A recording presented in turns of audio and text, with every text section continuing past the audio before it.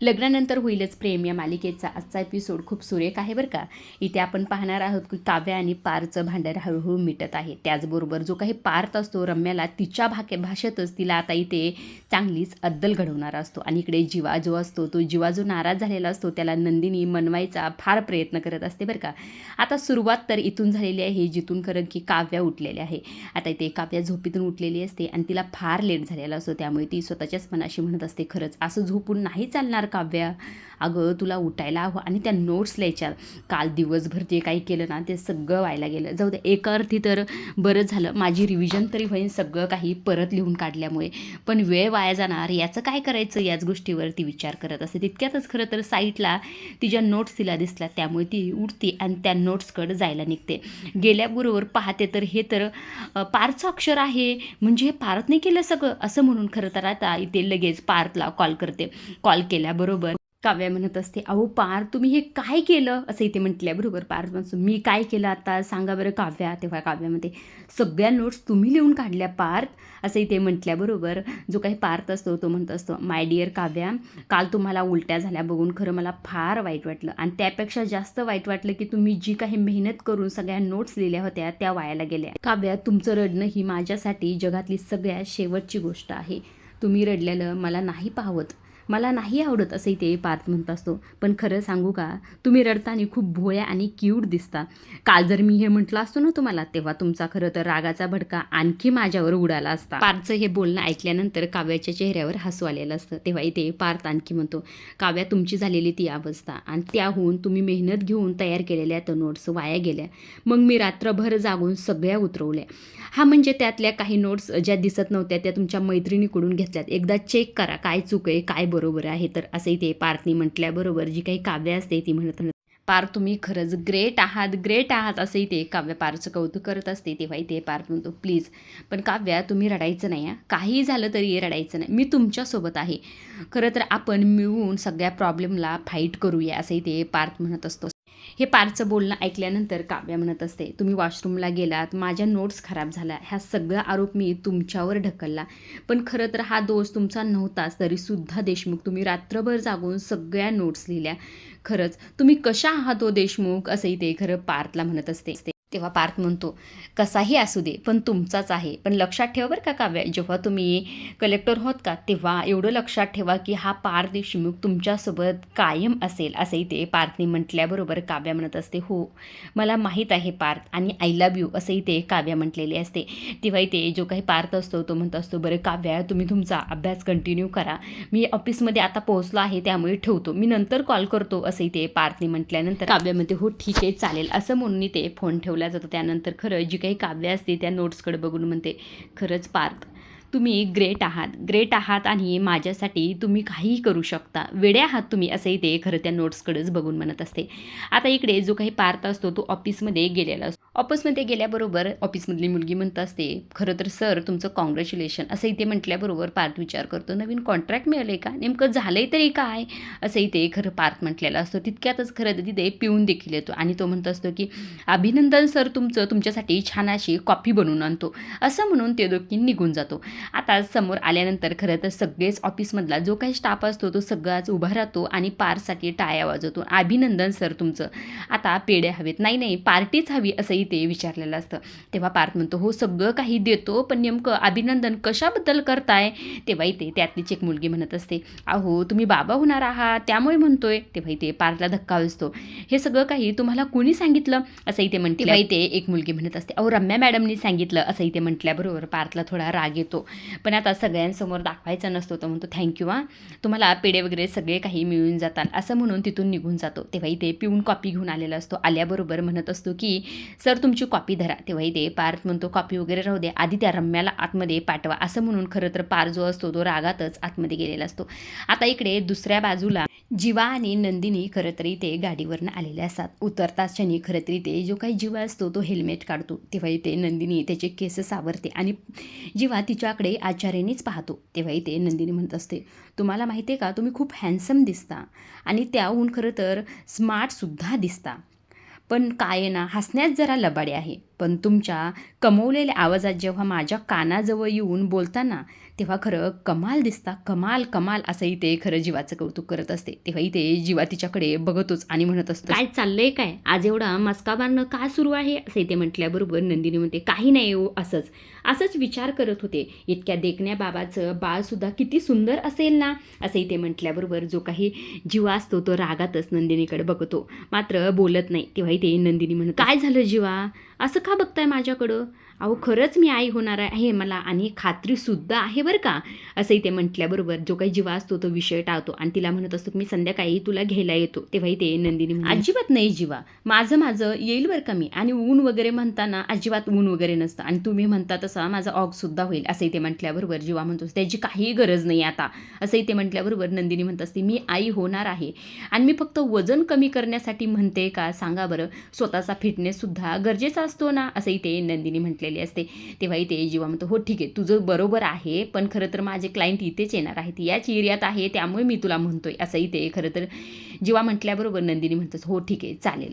नंदिनी जातच असते. तेव्हा इथे जीवा तिला थांबवतो आणि म्हणत असतो, हे काय तुझी चप्पल कुठे असं इथे म्हटल्याबरोबर नंदिनी म्हणत असते, ते काय आहे ना, मी खरं तर नवस बोलले होते की अनवाणी पायाने आपल्या सगळ्या इथल्या एरियातले मंदिरं देवं जाईल आणि अभिषेक घालेल असं इथे म्हटल्याबरोबर जीवा म्हणतो, अगं तू वेडीस का, असं काय करतेस. तेव्हा इथे नंदिनी, मिस्टर जीवा शहाणपणावर जग चालत असेल हो, पण प्रेमात जरा वेडेपणा लागतोच नाही का असं इथे म्हटल्याबरोबर जीवा जरा चिडतो. तेव्हा इथे नंदिनीमध्ये, हे बघा माझ्या बाळावरच्या प्रेमापोटी मी हे सगळं करते, तुम्ही नका काळजी करू, मी आहे व्यवस्थित, नका काळजी करू असं म्हणून खरं नंदिनी तिथून निघून आता नंदिनीकडे जीवा पाहून म्हणत असतो, काय कमाल आहे ना नंदिनी, खरंच काय करू मी ही असं इथे तिच्याकडे पाहूनच म्हणत असतो.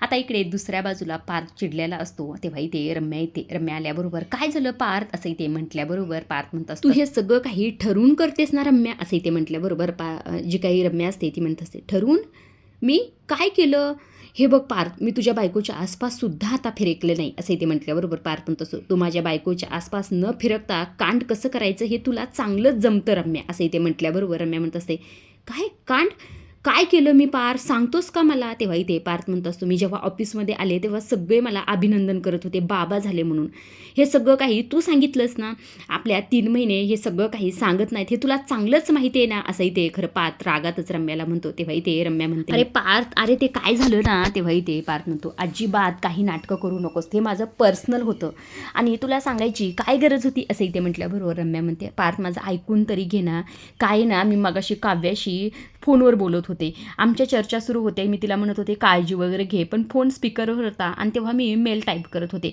आणि आमचं हे सगळं बोलणं तिकडनं त्या राधिकाने ऐकलं आणि मग तिने विचारलं, मग मी काय करू सांग बरं, मग तिने सगळ्यांना सांगितलं असेल असंही ते रम्याचं बोलणं ऐकल्यानंतर पार तिच्यावर चिडणारच असतो, मात्र खरं तर त्याला नंदिनीचं बोलणं ऐकतं की खरं तर आपल्याला तिच्यासोबत हुशारीने वागायला हवं, सगळ्या गोष्टी तिच्याप्रमाणे करायला हव्यात. तेव्हा ते खरं पार शांत होतो आणि तिला म्हणत असतो, अगं रम्या आधी नाही का सांगायचं, उगच मी तुझ्यावर चिडचिड केली, मग चला आता सेलिब्रेशन तर झालंच पाहिजे ना, आता लंच नंतर माझ्याकडनं डेझर्ट, जा सगळ्यांना सांग असंही ते पार्थ म्हटलेला असतो. रम्या तिथून निघून गेल्यानंतर खरं पार्थ स्वतःच्याच मनात, आनंद हा पर्सनल नसावा का, ठीक आहे ना, आता बघच मी काय करतो असंही ते पार्थ स्वतःच्याच मनाशी म्हणत असतो.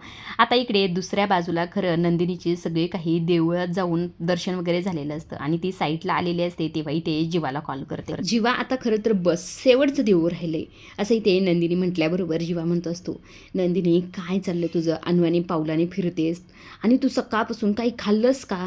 तेव्हा ते नंदिनी शांत असते. तेव्हा जीवा म्हणतो, नाही ना, मला माहीतच होतं तू काही खाल्लं नसशील, काय चाललंय, तूच तर म्हणतेस ना अजून आपल्याला उशीर नाही झाला, मग हे सगळं काही करण्याची काय गरज आहे, हे उपाय सर्व करण्याची काय गरज आहे तुला असं इथे म्हटल्याबरोबर नंदिनी म्हणत असते, अहो जीवा असं नका ना बोलू, खरं तर सगळ्याच बायका असं करतात हो, माझी आईसुद्धा करायची आणि खरं तर ही माझी अंधश्रद्धा नाही, श्रद्धा आहे माझी, तुम्ही नका असं बोलू असं नंदिनी म्हणत असते. तेव्हा ती म्हणते, जेव्हा तुम्ही याबरोबर शेवटचं देऊ राहिले आणि तिथे मला जायचं आहे, खूप स्पेशल आहेत, आपण दोघं सोबत जाऊया, आता काहीतरी चांगलं पाहिजे म्हटल्यानंतर थोडी थोडी वाट तर पाहावीच लागेल ना आणि थोडी मेहनत तर करावीच लागेल ना असंही ते नंदिनी म्हणत असते. तेव्हा जीवा म्हणतो हो ठीक आहे बाबा चालेल, पण एक सांगू का, माझ्या मनात कुठंतरी आहे की आपल्याला 100% खात्री की आपण आई बाबा नाही होणार. हे जीवाने असं म्हणून फोन ठेवलेला असतो. तेव्हा इथे नंदिनी त्या गोष्टीवरच विचार करत असते. खरं तर नंदिनीला जीवाचं बोलणं आठवत असतं. तेव्हा जीवा म्हटलेलं असतो की हे मी त्यामुळेच तर गिरवतोय ना, म्हणजे आम्ही आई बाबा होणार ही सर्व गोष्टी जीवानी बोललेल्या नंदिनीला आठवत असतात.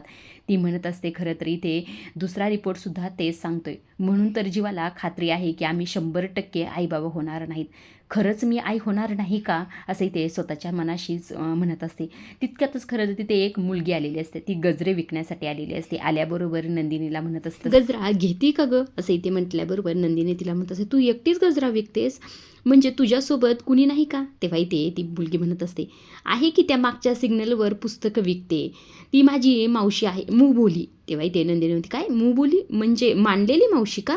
अगं म्हणजे मला म्हणायचं होतं की तुझ्यासोबत कुणीच नाही का, म्हणजे तुझे आई बाबा वगैरे कुणीच नाही का असंही ते म्हटल्याबरोबर ती मुलगी म्हणत असते नाही आई बाबा नाही, खरं तर मी नासकावून आले आहे, माझ्या आईने मला मावशीकडे पाठवलेलं आहे असंही ते म्हटल्याबरोबर नंदिनी म्हणत असते हो का, गजरे विकण्यासाठी, म्हणजे तू शाळेत वगैरे जातेस का नाही. तेव्हा इथे ती मुलगी म्हणत असते जात होते पण इथं आल्यापासून. तेव्हा इथे नंदिनी म्हणते म्हणजे तू इथं आल्यापासून शाळेत जात नाहीस. तेव्हा ती मुलगी म्हणत असते नाही जाते की म्हणजे जाते. तेव्हा नंदिनी ओळखलेलं असतं. नंदिनी म्हणत असते की मग तुझा युनिफॉर्म सांग बरं कसा आहे. तेव्हा ती मुलगी म्हणते काय युनिफॉर्म म्हणजे. तेव्हा इथे नंदिनी म्हणते अगं गणवेश म्हणते. तेव्हा मुलगी जरा ती अडकते आणि तेव्हा इथे नंदिनी म्हणजे तू स्कूलला नाही जात म्हणजे शाळेत जात नाहीस, अगं बालमजुरी ही गुन्हा आहे. तेव्हा इथे ती मुलगी म्हणते माझी मावशी तर म्हणते घरात राहणं गुन्हा आहे. बरं हे सगळं काही तुम्ही जाऊ द्या ना, ठीक आहे ना, तुम्ही गजरे घ्या बरं माझे विकत असं ते म्हटल्याबरोबर नंदिनी म्हणत असते अगं माझा नवरा इथं असताना त्यांनी 5 गजरे तुझ्याकडनं घेतले असते. तेव्हा ती मुलगी म्हणते म्हणजे त्यांना 5 बायकात का. तेव्हा नंदिनी म्हणते अगं वेडाबाई नाही गं बाई, मी एकटीच त्यांची बायको आहे, पण त्यांना आवडतात गजरे म्हणून ते 5 घेतात, 100चे 5. तेव्हा इथे ती मुलगी म्हणते मग तुम्ही पण घ्या ना प्लीज असं इथे म्हटल्याबरोबर नंदिनी खरं ते 5 गजरे घेते. आता गजरे वगैरे घेतल्यानंतर मुलगी म्हणत असते ओ ताई ही साबण बेस्ट आहे, सगळे डाग धुवून काढते. तेव्हा इथे नंदिनी म्हणते अगं हे काय कॉम्बिनेशन आहे, साबण आणि गजरा एकत्र विकतेस तू, हे काय आहे असं इथे म्हटल्याबरोबर ती मुलगी म्हणत असते अगं कारण की काय आहे ना, दोन्हीमध्ये सुगंध आहे, म्हणजे प्रेम करणारी जोडपी गजरा घेतात आणि संसार करणारी जोडपी साबण घेतात, आपल्याकडे सगळं पाहिजे, घे की गं ताई सगळे डाग जाणार असंही ते नंदिनीला म्हटल्याबरोबर नंदिनी म्हणत असते 100% सगळे डाग जाणार ना गं, खात्री आहे ना त्याची असंही ते म्हटल्याबरोबर ती मुलगी फार मोलाचा शब्द बोलते. ती म्हणत असते हे बघ ताई 100% खात्री तर कशाचीच नसते, आपण करत राहायचं म्हणजे एक दिवस सगळे डाग जातील असंही ते त्या मुलीने म्हटल्यानंतर त्या मुलीकडे खरं नंदिनी पाहतच असते. किती मोलाचा शब्द बोलली, इतकी लहान मुलगी असून आता तिच्या चेहऱ्यावरून हात फिरवते आणि म्हणत असते खरंच किती गोडच ग तू असं म्हटल्यानंतर ती मुलगी परत आता तिथनं निघून जाते. मी काय बोलत बसले असं म्हणून तिथून निघून जाते. आता नंदिनी त्या गोष्टीवर विचारच करते. त्या मुलीचे शब्द आठवतात की 100% तर खात्री कशाचीच नसते, म्हणजे मी आई न होण्याची सुद्धा खात्री नाही, म्हणजे मी आई होऊ शकते, जीवाला हे सांगायलाच हवं असंही ते नंदिनी स्वतःच्याच मनाशी म्हणत असते. आता इकडे खरं तर देशमुखांच्या घरी जी काही काव्य असते तिच्या मैत्रिणीशी बोलत असते. पार्थिव तिच्याकडनं नोटची मदत घेतलेली असते. तेव्हा तिला म्हणत असते खरंच थँक्यू तुझ्यामुळे माझी टेस्ट छान गेली आहे, आता रिझल्ट काय येतोय बघूया. तितक्यातच खरं तर तिचे जे काही पेपर असतात, ज्या काही नोट्स असतात ते हवेने बाहेर उडालेले असतात. तेव्हा ती जमा करत असते. जमा करत खरं तर ती बाहेर येते. बाहेर आल्याबरोबर त्या नोट्ससोबतच खरं तरी ते पार्थनी जे काही ड्रॉइंग काढलेलं असतं तिचं आणि बाळाचं ते देखील बाहेर आलेलं असतं. तितक्यातच खरं तरी ते जो काही विजय असतो ना, तो विजय इथं हजर झालेला असतो. आल्याबरोबर ते इथं ड्रॉइंग हातात घेतो, म्हणत असतो काय मस्त आहे, कोणत्या आर्टिस्टने काढले असं इथे म्हटल्याबरोबर काव्य म्हणत असते आर्टिस्ट वगैरे नाही हो, घरीच आर्टिस्ट आहेत, म्हणजे पार्थनी काढले. तेव्हा इथे विजय म्हणत असतो हो ग्रेट आहे, खूप छान काढले, पण हे एवढं रफली हँडल का केलं आहे, म्हणजे किती चुरगाळलं, ह्याच्यावर डागं वगैरे हे सर्व काय आहे, म्हणजे तुम्हाला आवडलं नाही का हे ड्रॉइंग असं इथे म्हटल्याबरोबर काव्य त्याच्याकडे पाहतच असते. तेव्हा इथे तो मुद्दाम म्हणत असतो म्हणजे माझं तसं नाही म्हणायचं, म्हणजे मला म्हणायचं होतं एखादी गोष्ट जर आपल्याला आवडली तर आपण ती छान असे हँडल करतो, म्हणजे छान व्यवस्थित ठेवतो, मात्र या ड्रॉइंगबाबत असं झालं नाही. काय प्रॉब्लेम आहे का असंही ते म्हटल्याबरोबर जी काही काव्य असते ती ड्रॉइंग स्वतःजवळ घेते. तितक्यातच खरं तरी ते जो काही विजय असतो त्याला कॉल आलेला असतो. कॉल आल्यामुळे खरं तर तो तिथून निघून जातो. निघून गेल्यानंतर जी काही काव्य असते ती काव्य इथे विचारच करत असते. बाळाचा काहीतरी विचार करायलाच हवं, म्हणजे घरच्यांना अजून काही माहीत नाही की माझ्या मनात खरं तर काय घालमेल सुरू आहे. पण हे विजयकडनं अजिबातच कळायला नको. याआधी खरं पार्किंगमध्ये पार्थ आणि माझं जे काही वाद झाला तो देखील त्यांनी नोटीस केला होता. आणि आज देखील बाळाविषयी जी काही माझ्या मनात घालमेल आहे त्यांनी ती नोटीस केली. म्हणजे विजयकडनं हे सगळं काही ते घरच्यांना कळायला नको. काव्या काहीतरी करायला हवं, काहीतरी निर्णय घ्यायलाच हवं असंही ते काव्या खरं स्वतःच्याच मनाशी बोलत असते. आता इकडे दुसऱ्या बाजूला जी काही नंदिनी असते, नंदिनी त्या मुलीच्या दिशेने पाहत असते आणि त्या मुलीचेच विचार तिच्या डोक्यात असतात. तितक्यातच खरं तर इकडनं जीव आलेला असतो. जीव आल्याबरोबर म्हणत असतो, काय कोणत्या गोष्टीत हरवलीस तू, आणि हे काय स्वतःच गजरे विकत घेतलेस असं इथे म्हटल्याबरोबर नंदिनी म्हणत असते, अहो तेच तर ना, अहो एक गजरे विकणारी कमाल मुलगी आली होती आणि तिची आणि तुमची मला भेट घालून द्यायची होती, पण ती आत्ताच इथून गेली असं इथे म्हटल्याबरोबर जीवा म्हणतो, हा ठीक आहे चालेल, तू बस आता, दिवसभर अनवाणी पायाने फिरतेस, पाय दुखत असतील, बस असं इथे म्हटल्याबरोबर नंदिनी म्हणत असते. तेव्हा नंदिनी खरं त्याला गजऱ्याचा वाज देते. तेव्हा इथे जीवा म्हणतो, अरे काय करतेस नंदिनी तू, अगं बस पाटकन. तेव्हा इथे नंदिनी म्हणते, काय झालं तुमचा मूड का ऑफ आहे. तेव्हा जीवा म्हणतो, काही नाही, बस पाटकन, चल जाऊया. तेव्हा इथे नंदिनी म्हणत असं, जीवा काय झालंय सांगा की, प्लीज सांगा ना, काय झालंय तुमचं, का मूड ऑफ आहे. तेव्हा इथे जीवा म्हणतो, काय ना, आज प्रेझेंटेशन होतं आणि मी क्लायंटला सगळं काही समजावून सांगत होतो, म्हणजे इथे बेडरूम आहे, इथे बाल्कनी आहे, इथे हॉल आहे. तेव्हा खरं तर ते क्लायंट मला, तुम्ही मुलाची रूम कुठे बघताय असं इथे म्हटल्याबरोबर माझा मूड ऑफच झाला. म्हणजे मला प्रेझेंटेशन खरं समजावून सांगण्याची एनर्जीच राहिली नाही माझ्यामध्ये. तेव्हा इथे क्लायंटनी समजून घेतलं आणि खरं तर ते म्हटले, आपण नंतर कधी या विषयावर बोलूया, मला जीवा स्टाईल खरं तर हे प्रेझेंटेशन वाटतच नाही असं इथे क्लायंटली म्हटलेलं असं. तेव्हा इथे नंदिनी म्हणते, इट्स ओके, जाऊ द्या ना, ठीक आहे ना. तेव्हा इथे जीवा म्हणतो, ओके नाही नंदिनी, जेव्हा जेव्हा माझ्या डोक्यात बाळाचे विचार येतात तेव्हा तेव्हा माझं मन त्या विचारांच्या मागे धावतं आणि मग माझ्या लक्षात येतं की मी जिच्या मागे धावतोय ती कस्तुरी आहे, ती कधीच माझ्या हाताला लागणार नाही. पदरी फक्त निराशा आली, हार मानली आहे मित्र. आता खरंच माझ्या आयुष्यात काही बरं घडतच नाही, आपण आई बाबा कधीच होणार नाही, हे सुख आपल्या आयुष्यात कधीच लाभणार नाही असंही ते जीवा म्हटल्यावर खरं नंदिनी या गोष्टीवर विचार करत असते. तेव्हा खरं तर जी काही मुलगी होती त्या मुलीचे शब्द तिला आठवतात की 100% खात्री तर कशाचीच नसते, फक्त आपण करत राहायचं. ह्या सर्व गोष्टी नंदिनीला इथे आठवत असतात. तेव्हा खरं तर इथे नंदिनी जीवाला म्हणत असते, जीवा आपण एक खेळ खेळायचा असं इथे नंदिनी म्हटल्याबरोबर जीवा विचारच करतो, हिचं काय चाललंय नवीनच. आजच्या पुरतं एवढंच. आता नंदिनीचा कोणता खेळ हे तर आपल्याला पुढे पाहायलाच मिळेल. अशा डेली मालिकेचे अपडेट जर तुम्हाला जाणून घ्यायला आवडत असतील तर आपल्या चॅनलला जरूर सबस्क्राईब करा आणि तोपर्यंत पाहत राहा लग्नानंतर होईलच प्रेम. धन्यवाद.